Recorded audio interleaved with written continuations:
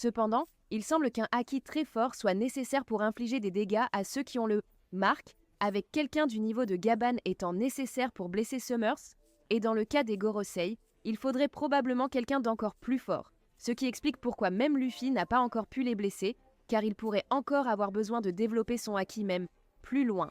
Cela pourrait toutefois ouvrir la voie à Gaban pour aider Luffy et peut-être d'autres Straw Hats à renforcer davantage leur haki, de la même manière que Rayleigh lui a enseigné les bases, au point où il pourrait finalement être assez fort pour se défendre non seulement contre ces types d'adversaires, mais peut-être même contre Imu.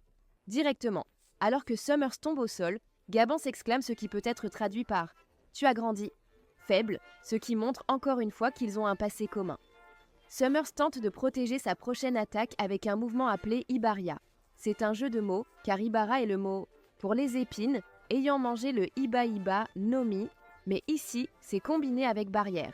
La lecture kanji se lit plutôt comme épine, mur.